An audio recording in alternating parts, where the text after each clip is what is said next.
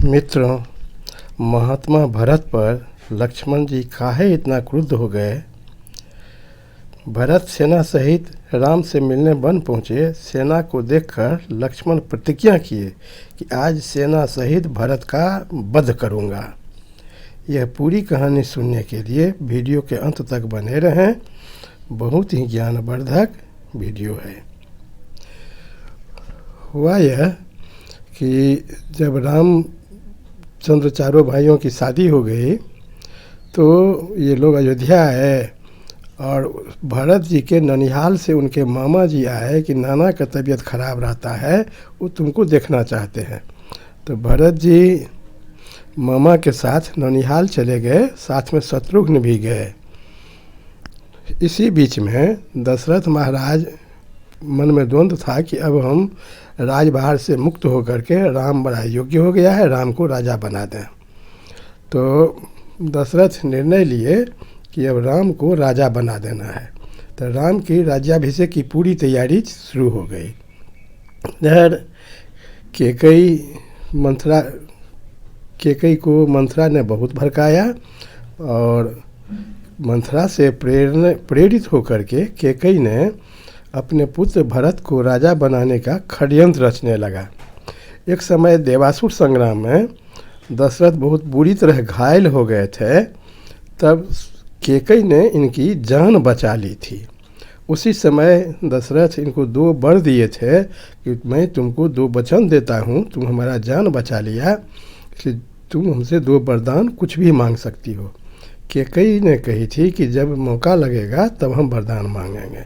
यही मौका देख करके केकई ने वरदान मांगा। पहला वरदान कि राम के बदले 14 साल तक राम के बदले भरत अयोध्या का राजा बने। और दूसरा वरदान कि राम तपस्वी वेश में 14 साल तक वन में रहे, इस अवधि में किसी नगर में भी वह प्रवेश नहीं कर सकता है। ये 2 वरदान केकई ने दशरथ से मांग लिए। दशरथ बहुत विचलित हो गए।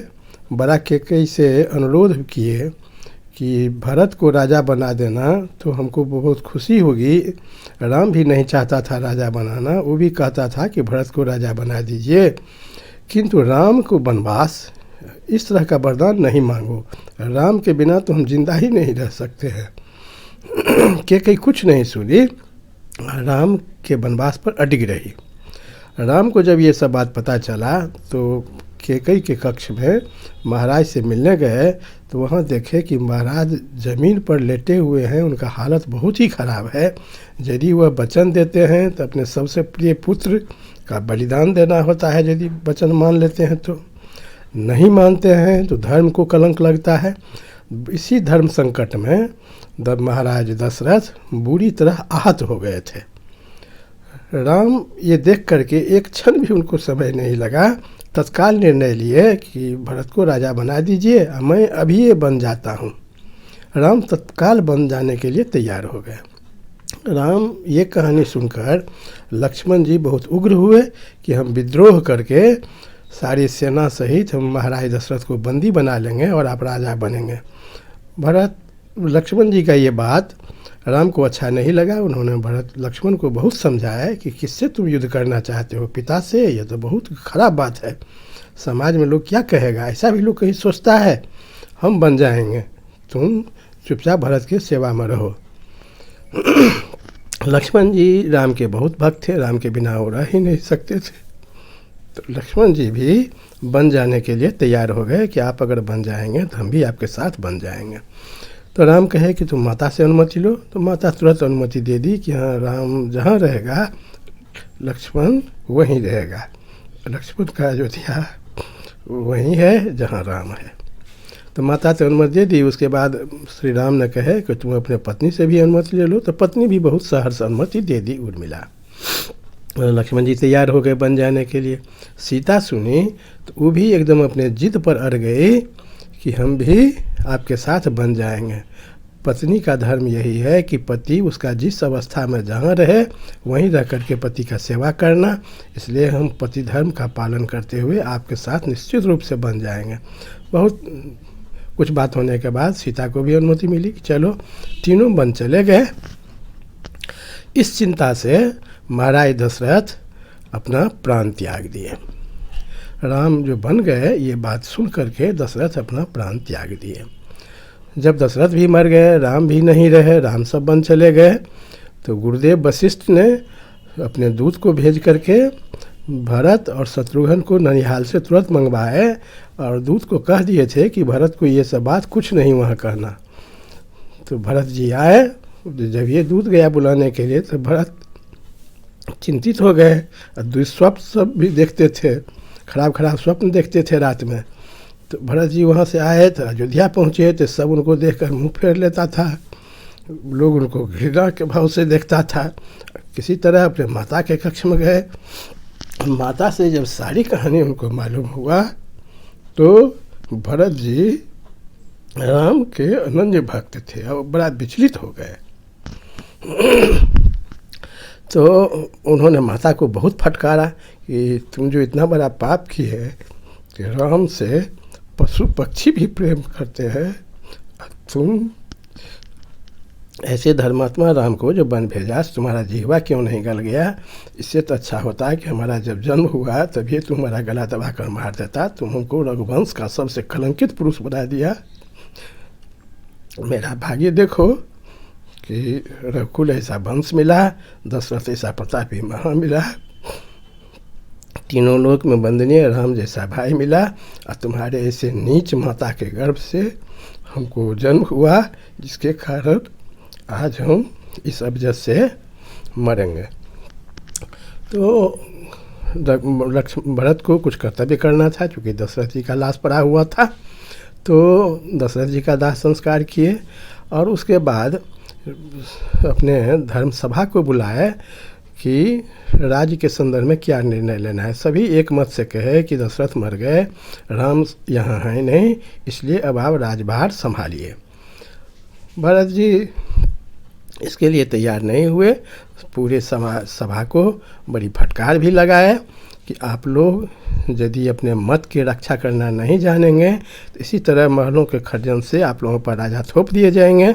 आप लोग कुछ पहले राम को राजा बनाने के संदर्भ में निर्णय दिए थे और आज हम थोपे जा रहे हैं। आप लोग उठिए और मेरे साथ चलिए, संपूर्ण राजाभिषेक की सामग्री लीजिए और चलिए राम जहाँ हैं वहीं उनको राज्याभिषेक करके अब बड़ा आदर पूर्वक अपने सेना को साथ कर लेंगे। सेना सहित राम अयोध्या लौटेंगे एक राजा के तरह। इसलिए आप लोग चलिए मेरे साथ। सभी लोग सेना सहित राज्याभिषेक की सारी सामग्री लेकर के सभी माताएं गुरुएं जितने लोग थे सभी लोग बन गए राम जी को मनाकर लौटा लाने के लिए। तो रास्ता में निषाद राज का राज्य पड़ता था। उन्होंने देखा कि भरत सेना सहित जा रहे हैं तो उसके मन में अनुमान हुआ कि सेना लेकर के वन में क्यों जाता है। इसके मन में यही होगा कि राम लक्ष्मण दो ही भाई है, हम राम का हत्या कर देंगे और मेरा राज निष्कंटक हो जाएगा। वह विरोध करने के लिए, लड़ाई करने के लिए भरत से उग्र हो गया। किंतु वस्तुस्थिति के पता चलने के बाद वे लोग शांत हो गया और भरत के साथ वो लोग भी चले वहाँ से राम से मिलने।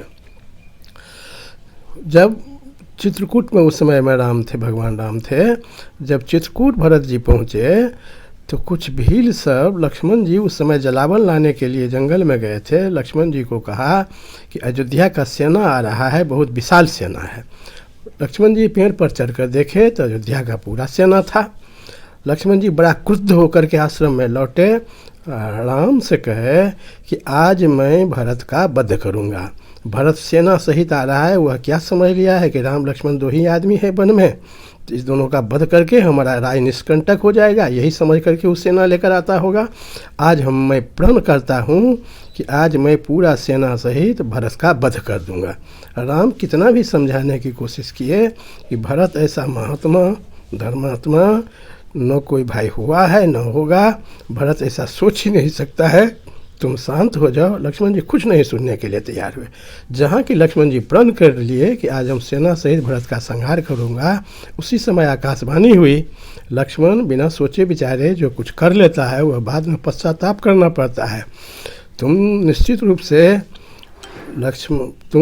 से भरत को सेना सहित संहार कर सकते हो, भरत का वध कर दोगे, तुम्हारे वीरता में कोई कमी नहीं है कि जब तुमको ये पता चलेगा कि भरत निर्दोष है तब तुम भरत को जिंदा भी कर सकते हो। तो लक्ष्मण जी बड़ा इस पर सहम गए। राम भी समझा ही रहे थे तो लक्ष्मण जी थोड़ा सा शांत हुए।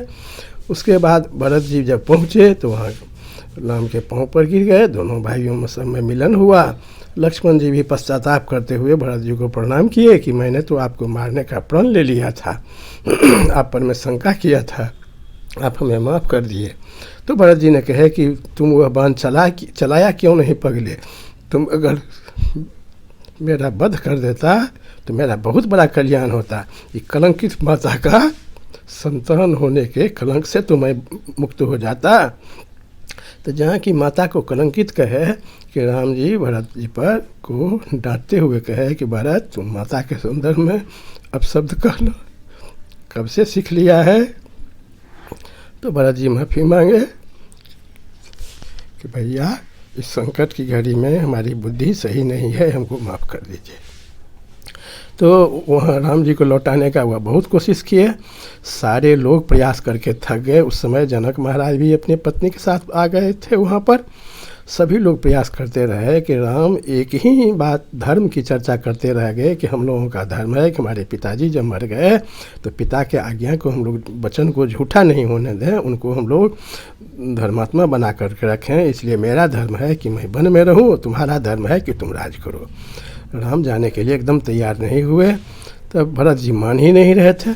तो महाराज जनक ने कहे कि तुम यदि राम का भक्त हो, भरत से कहे कि तुम यदि राम का भक्त हो तो यही में तुम्हारा भलाई है कि भक्त को चाहिए कि उसके भगवान का जो इच्छा हो वही पालन करे, तो राम जो कहता है वही करो। तो भरत जी वहाँ से लौटने की तैयारी किए। लौटते समय उन्होंने राम जी का खड़ाऊ मांग लिए कि भैया आप अपना खड़ाऊ दीजिए, इसी को हम राज चिन्ह बना करके मैं इसका सेवक के रूप में आज का राज संभालूंगा। आप 14 साल में निश्चित रूप से